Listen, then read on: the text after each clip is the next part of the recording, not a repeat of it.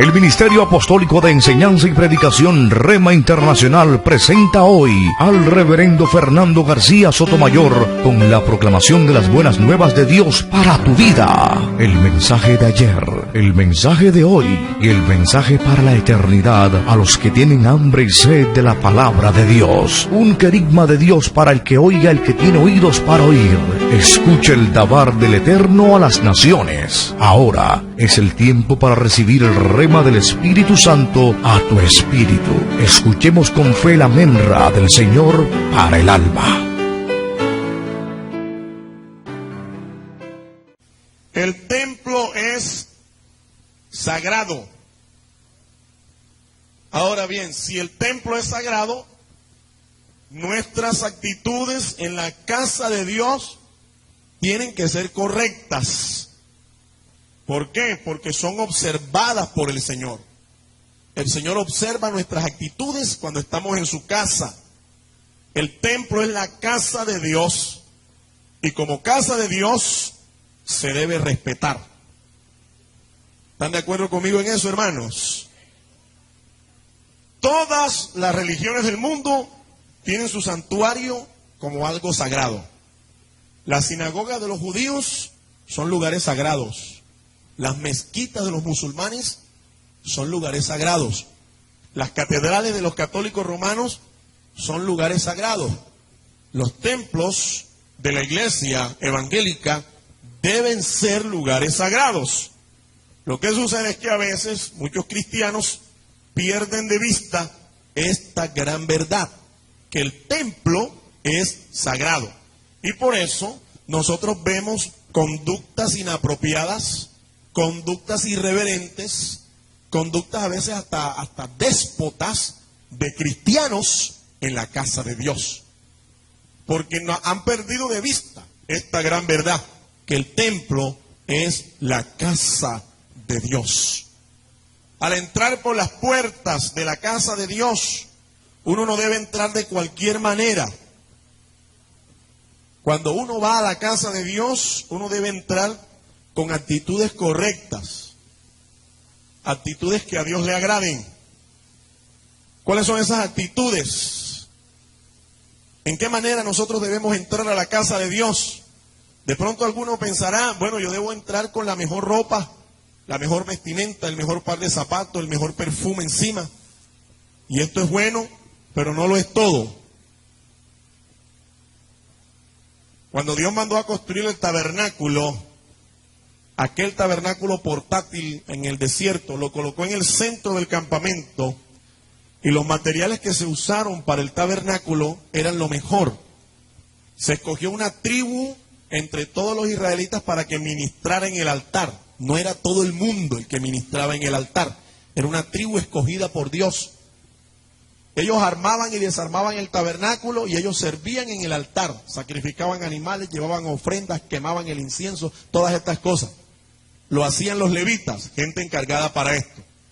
Las vestiduras de los sacerdotes eran primorosas, eran de lo mejor.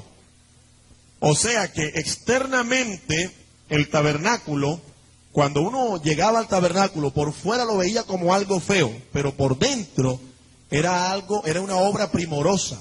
Llamaba la atención por lo bello, por lo ornamentado, por lo precioso del tabernáculo, las cortinas y todos los utensilios que usaban. Aún las vestiduras sacerdotales eran vestiduras elegantes. El pueblo de Israel creyó que Dios estaba más interesado en estas cosas. Y se fueron poco a poco degenerando en su culto a Dios y le dieron más importancia a las cosas externas que a las cosas internas, a las cosas espirituales.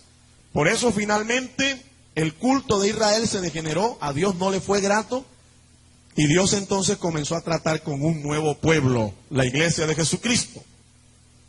Eso no quiere decir que nosotros ahora no nos preocupemos para que en el templo hayan cosas buenas. No debemos pensar de que, bueno, como es para Dios, no. Si es para Dios, debe ser lo mejor entonces.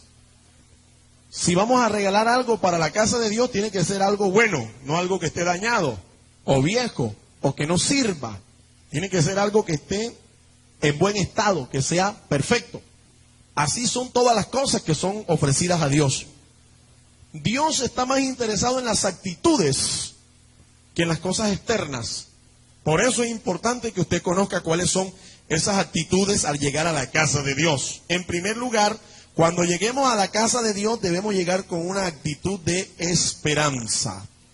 El Salmo 62 nos dice en el versículo 5, la palabra de Dios dice así: en Dios solamente reposa mi alma, porque de Él viene mi esperanza. En Dios solamente reposa mi alma, dice el salmista, porque de Él viene mi esperanza. Para David, toda su esperanza estaba en Dios. Y cuando él llegaba a la casa de Dios, llegaba con esa actitud, confiando de que en Dios encontraría reposo. En la casa de Dios encontraría refugio. En la casa de Dios encontraba todo lo que su alma esperaba. ¿Cuántos dan gloria a Dios? Qué bueno es saber, hermanos, que al llegar a la casa de Dios, Dios tiene para nosotros lo que nuestro corazón anhela. Pero hay algunos que creen que pueden conseguir estas cosas en otra parte. Entonces, cuando más necesidad tienen, en vez de ir a la casa de Dios, se van al político, al amigo, al vecino, al familiar, al pariente, buscando la respuesta. Pero en estas cosas no hallamos la respuesta. Nosotros hallamos la respuesta es cuando venimos a la casa de Dios, esperanzados de que Él tiene la respuesta en su mano. Alabado sea el nombre de Dios. Alguien dijo estas palabras, que la esperanza es tal vez la misma tela de que nuestra alma está formada. La tela de nuestra alma, dice algunos, es la esperanza. Así que el ser humano realmente, si quiere tener un futuro asegurado, si quiere tener estabilidad, si quiere ser feliz, si quiere que su porvenir esté completamente asegurado, debe entonces esperar en Dios. ¿Cuántos dan gloria al Señor? En segundo lugar, cuando nosotros entremos a la casa de Dios debemos hacerlo con una actitud de alabanza. El Salmo 100 y el versículo número 4 dice allí la bendita palabra de Dios. Salmo 100 y el versículo número 4.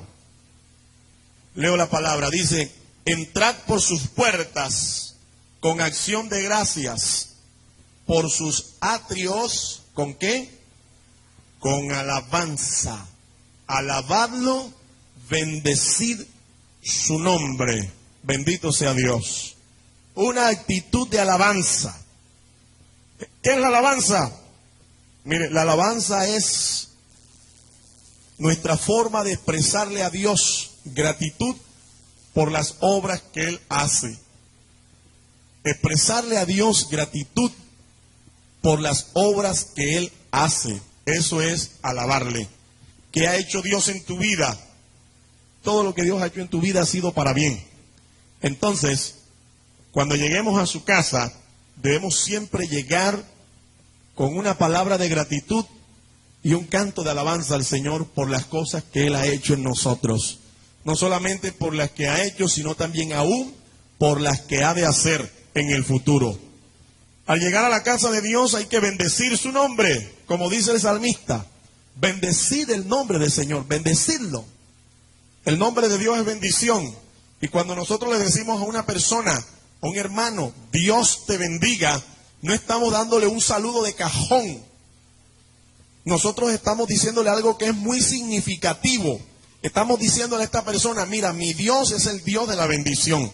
Yo estoy bendito y con esa bendición que Dios me ha dado, yo te bendigo también a ti. ¿Cuántos dan gloria a Dios, hermanos? Denle un aplauso al Señor, aleluya. Oh, gloria a Dios. Algunos han perdido de vista el significado de este saludo y no pensamos en lo que esto realmente contiene. El Dios en el cual nosotros creemos es el Dios de la bendición. Nosotros estamos bendecidos y cuando nosotros le alabamos, estamos dándole a Dios gracias por las obras que Él ha hecho en nosotros. En tercer lugar, Al llegar a la casa de Dios debemos hacerlo con una actitud de oración. Hechos de los Apóstoles. El capítulo 3 dice la palabra de Dios en el versículo número 1. Hechos de los Apóstoles, capítulo 3, versículo 1. Pedro y Juan subían juntos al templo a la hora novena, que era la hora de la oración. ¿Qué hora era? La hora novena. La hora novena, es decir, 3 de la tarde. No eran las 9 de la mañana, eran las 3 de la tarde. Para los judíos el día comenzaba a las 6 de la mañana. Así que usted cuente, de 6 de la mañana hasta el mediodía, 12 del día, apenas van 6 horas. Y del mediodía hasta las 3 de la tarde van 9 horas. Era la hora novena y era la hora de la oración. Dice las Escrituras que Pedro y Juan subían a esa hora para orar. Era la segunda ocasión en el día en que ellos se presentaban para orar. Esa no era la primera vez. Ya todo el pueblo debía haberse presentado, todos los cristianos debían haberse presentado anteriormente en una hora diferente a ofrecer delante de Dios oración. Así que cuando nosotros nos acercamos, debemos hacerlo igualmente que estos varones. Debemos hacerlo frecuentemente. En Hechos 2:46 también tenemos el testimonio de lo que la iglesia primitiva hacía con respecto a la oración. Hechos 2:46 dice la palabra que los primeros cristianos eran conocidos porque era gente de oración, era gente que oraba constantemente. Dice así la Escritura: perseveraban unánimes cada día. ¿En dónde? En el templo, partiendo el pan en las casas, comían juntos con alegría y sencillez de corazón, alabando a Dios y teniendo favor con todo el pueblo. Y el Señor añadía cada día a la iglesia los que habían de ser salvos. Fíjate, los cristianos frecuentemente oraban. Lo hacían con frecuencia, no esporádicamente, frecuentemente. Era gente que oraba. Resultado, Dios añadía a la iglesia los que habían de ser salvos. La membresía crecía. Cada día había más creyentes. Y dice la Escritura que al hacerlo, al llegar a la casa del Señor y mantener esa actitud de oración, debemos acompañarnos los unos de los otros. En Hebreos 10:25 dice: no dejando de congregarnos, como algunos tienen por costumbre, entre tanto que vemos que el día del Señor se acerca. Antes dice que debemos exhortarnos, debemos consolarnos, nosotros debemos ayudarnos entre nosotros, exhortándonos, dice, cada día entre nosotros, aconsejándonos, consolándonos, edificándonos, ayudándonos. Eso es. Debe ser una actitud constante en cada uno de nosotros. Y dice también la Biblia que al llegar a la casa de Dios debemos hacerlo con una actitud reverente. Reverencia en la casa de Dios. Al hacerlo nosotros debemos recordar que no estamos llegando al templo de un Dios pagano. No estamos llegando a un lugar donde se adoran ídolos. No estamos llegando a un lugar donde nos postramos delante de una estatua de yeso, de oro, de madera o de cualquier otro material. Estamos llegando a la casa del Dios que hizo los cielos y la tierra. Estamos llegando a la casa del Rey de Reyes y del Señor de Señores. Estamos llegando a la casa donde la presencia de Dios se hace manifiesta. ¿Cuántos dan gloria a Dios? Aleluya. Salmo 95 dice así, el versículo número 6, que al llegar a la casa de Dios nosotros debemos hacerlo en una verdadera postración. Salmo 95 y el versículo número 6 dice: venid, adoremos. ¿Y qué más dice? Y postrémonos, arrodillémonos delante de Jehová nuestro Hacedor. Y yo quiero aclarar algo aquí. Dice claramente, mira los términos, dice: venid, adoremos. ¿Qué más dice? Postrémonos. ¿Y qué más dice? Arrodillémonos. ¿Sabes que hay lugares donde esta costumbre se ha perdido? Incluso piensan que arrodillarse es algo anticuado, ridículo, pasado de moda. Que arrodillarse es algo que ya no hace parte del culto, pero la Biblia dice, todavía sigue diciendo, gracias a Dios, que al llegar a la casa de Dios nosotros debemos arrodillarnos. Arrodillarnos. De allí nace la costumbre de los católicos romanos de que cuando llegan a la casa de Dios, cuando llegan al templo, a sus catedrales, ellos hacen una venia, se arrodillan y se persignan. Nosotros no lo hacemos así, por eso la Escritura, fíjate, la Escritura dice, arrodillémonos, pero también dice postrémonos, porque sabes, hay gente en la iglesia que de repente puede arrodillarse con su rodilla físicamente delante de Dios, pero con su corazón están bien parados, en una actitud de arrogancia, en una actitud de indiferencia y hasta de burla delante de Dios. Por eso la Escritura no solamente nos habla de algo externo, arrodillarse, es bueno hacerlo, pero también dice que hay que postrarnos. Esto es una actitud del corazón, una actitud que brota de adentro. El que va a postrarse delante del Señor debe hacerlo no solamente con su cuerpo, sino también con su corazón. ¿Cuántos dan gloria a Dios? Por eso dice la Escritura que al corazón contrito y humillado Dios no desprecia. Pero aquel que es arrogante, que es altivo, dice la Escritura que Dios lo mira de lejos. Dios lo mira de lejos. Entonces es importante que nosotros seamos reverentes al entrar a la casa de Dios, con una actitud de verdadera postración. Esto no es solamente una actitud física o cultural, sino también una actitud espiritual. Dios exige reverencia en su santuario. Esto está escrito 2 veces en la Biblia. Está reiterado para que nosotros lo tengamos en cuenta. Levítico 19:30. Allí dice la palabra de Dios. Levítico 19, en el Antiguo Testamento, capítulo 19 y el versículo número 30. Dice, mis sábados, es decir, el día de reposo judío, guardaréis. Y por mi santuario, dice, tendréis reverencia. ¿Está leyéndolo conmigo? Dice, por mi santuario tendréis reverencia. Yo, Jehová. El Señor dice eso. Y lo reitera allí mismo. Capítulo 26, libro de Levítico. Versículo número 2. Dice allí, guardad mis sábados y reverenciad mi santuario. Yo, Jehová. Está escrito 2 veces en la Biblia. Está reiterado.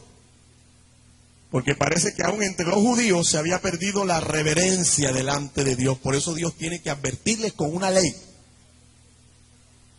Esta palabra todavía sigue vigente para nosotros en el día de hoy. El libro del profeta Habacuc, capítulo 2, versículo 20, dice bien claro que delante del Señor debe callar toda la tierra, porque está delante del Dios que es el Todopoderoso, el Santo de los Santos. Ahora, no es que nosotros vamos a estar como unos mudos delante de Dios. A lo que estamos refiriendo allí en ese pasaje, no es que tú mantengas una actitud de mudez, que no hables, no, porque alabar a Dios es confesarlo, decirle con palabras las obras que Él hace. Adorarlo es decirle a Dios las cosas que Él es para nosotros, lo que Él es. Dios es santo, Dios es bueno, Dios es maravilloso, Él es sublime, excelso, etc. Todo eso es adorar a Dios. Entonces, no es que vamos a estar mudos, pero sí debemos hacerlo con una actitud de reverencia. Eso es el sentido de esa palabra, hacerlo con reverencia. Y está escrito 2 veces en la Escritura para que nosotros lo tengamos en cuenta. Aún los que participamos de este nuevo pacto, de esta nueva dispensación. Cuando Jesús ministraba en Jerusalén, en una ocasión llegó al templo y vio que el templo de Dios lo habían convertido en un mercado. Era una cueva de ladrones. Había gente asistiendo al templo y estaban robándose los diezmos. Cueva de ladrones habían convertido la casa de Dios. Y el Señor cogió un azote y comenzó a volcar mesas y a echar los cambistas afuera, voltear las mesas de los cambistas y de todos aquellos que vendían animales para el sacrificio ahí en el templo. El Señor dijo estas palabras: mi casa será llamada casa de oración por todas las naciones. Casa de oración. Aquellos discípulos, cuando vieron la actitud de Jesús, se acordaron de que en el libro de los Salmos estaba escrito: el celo de tu casa me consume. ¿Sabe, hermano? Lo contrario de celo es indiferencia.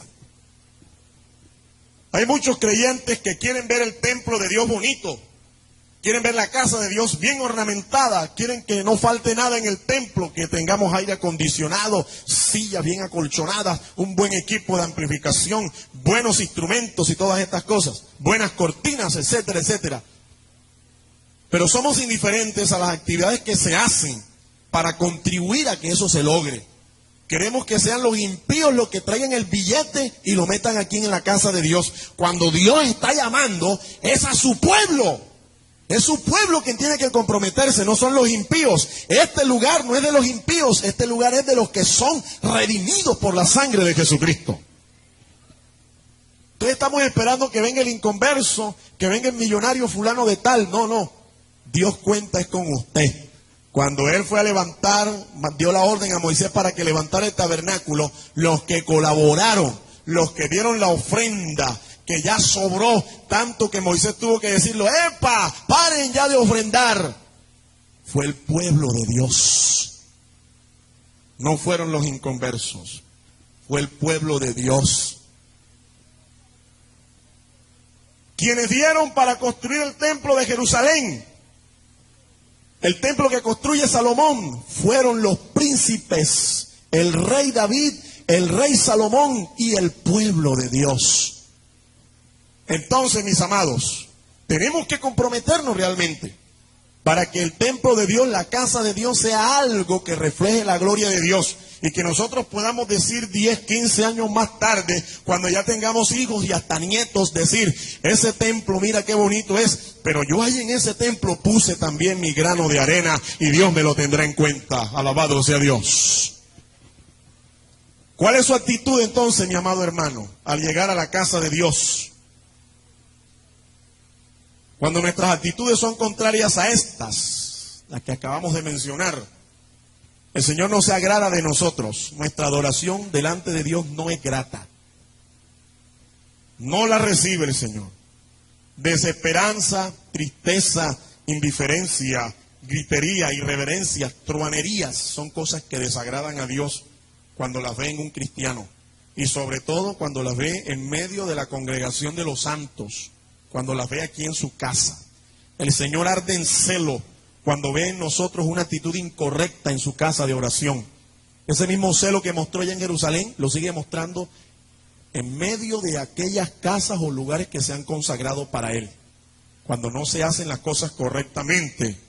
¿Saben? Los judíos fallaron una vez más. Un año después, Jesús regresó y otra vez el templo lo habían convertido en una cueva de ladrones, un lugar de mercaderes. El Señor tuvo que hacer otra vez la purificación. En muchos lugares en donde supuestamente se está adorando a Dios, parece que Jesús va a tener que intervenir de una manera dramática para purificar la casa. Porque han perdido el celo por la casa de Dios. Hay una frialdad y una indiferencia increíble en aquellos que dicen que son hijos de Dios, indiferentes hacia la casa de Dios. Yo he conocido lugares donde el pastor incluso a veces hasta tiene que hacer rifas para conseguir dinero, para poder pagar el arriendo de un local o comprar un lote o levantar un edificio, porque el pueblo que está allí no se compromete. A los que él está ministrando no se compromete. Las ovejas no dan lana ni dan leche, no dan nada. No se puede hacer la obra de Dios de esta manera, mi amado hermano. ¿Sabes? Hay libros en la Biblia que están dedicados a esto. Cuando tú lees el libro de Esdras, el libro de Nehemías, de Malaquías, el libro de Zacarías, te das cuenta que esos profetas escribieron fue para llamar al pueblo la atención, decirle a ellos que ellos tenían el compromiso de levantar la casa de Dios, porque se preocupaban más por sus casas. Sus casas estaban bien artesonadas, bien lindas, bien arregladas, pero la casa de Dios era un muladar. La casa de Dios era una choza.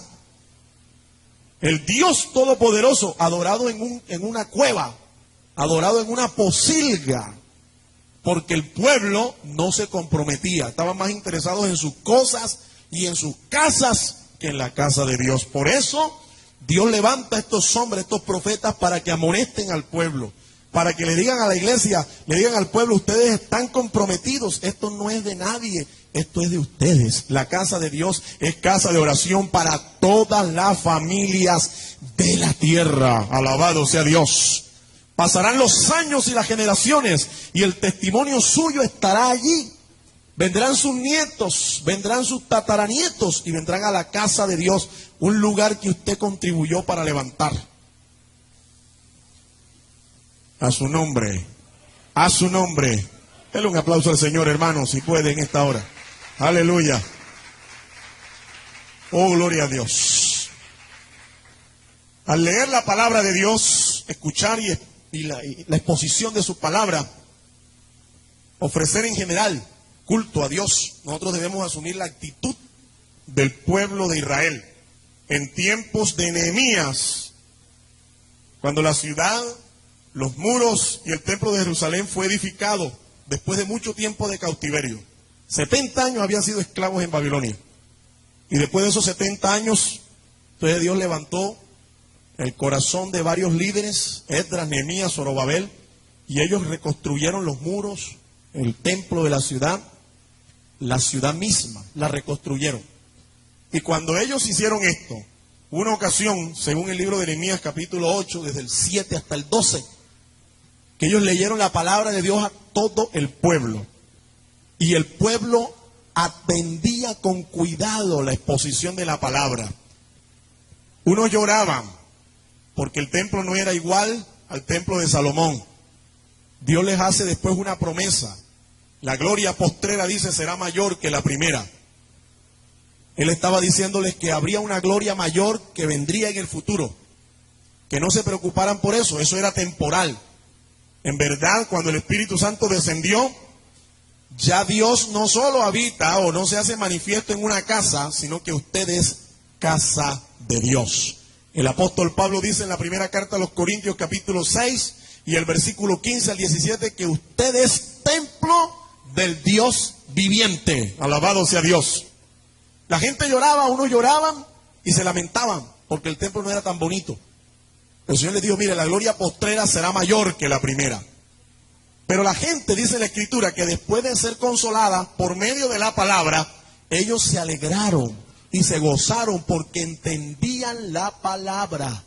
¿Sabes, hermano? Qué bendición es poder llegar a la casa de Dios, escuchar la palabra e irnos contentos ese día porque entendimos por fin la palabra de Dios. Pero qué triste es aquellos que llegan a veces a la iglesia y son como aquella viejita que una vez tenía una sobrina y había un invitado en la iglesia. Y ese día pues le dijo la muchacha, le dijo a la abuela: abuela, vamos al templo. Entonces la abuela fue, pero la muchacha fue, pero la abuela se quedó. Cuando ella se queda, llega al templo y escucha la predicación de aquel hombre. Todo fue muy fogoso, todo fue muy pentecostal, muy animado. Pero cuando llega a la casa, le pregunta la muchacha, le pregunta a la abuela: abuela, ¿y cómo estuvo el culto? No, el culto estuvo magnífico, mira, maravilloso, mira, eso es una bendición. Y la muchacha le pregunta nuevamente a la abuela: abuela, ¿y sobre qué predicó el invitado? El predicador invitado dice: bueno, mija, la verdad es que yo no sé decirte, yo no entiendo. Yo decía que la cosa estuvo tan buena, hermano. Mira, estuvo excelente, maravilloso. Pero tan bueno fue, él como que habló lenguas porque yo no le entendí nada. Qué triste. Hay gente que sale de acá y tú le preguntas qué habló el pastor ese día, qué predicó, qué fue lo que enseñó. Vacíos, no entendieron nada. Así como entraron, salieron, y a veces hasta peor, porque un hermano se lo queda mirando maluco y dice: ya me está mirando feo este hermano, ya me está mirando feo, y se va mal, se va cargado. Sale peor que cuando llegó, porque no entendió la palabra, Porque era pendiente de otra cosa, no a lo que se estaba enseñando, a lo que se estaba exponiendo. Mire, yo a veces veo, cuando yo estoy predicando, yo veo gente que mira para allá, gente que mira para acá, gente que mira al techo, menos para donde tiene que mirar. Téngalo por seguro que esa rasquiña y ese cosquilleo es porque no le está entrando la palabra, no le está entendiendo. Considera que no es para él el asunto, que es para otro, es para el vecino, es para otra persona, menos para él. Pero cuando venimos acá a la casa de Dios, tenemos que venir dispuestos que Dios nos va a hablar, que Dios nos va a ministrar para ser después bendecidos por Dios. Denle un aplauso al Señor, hermano, en esta hora. Aleluya. El Ministerio Apostólico Rema Internacional pone a disposición esta predicación. Ofrecemos ministración a simposios, seminarios, campañas evangelísticas, educación globalizada sana y de carácter interdenominacional. Escríbanos a ministerioremainternacional@gmail.com o llámenos al celular 316-270-7181.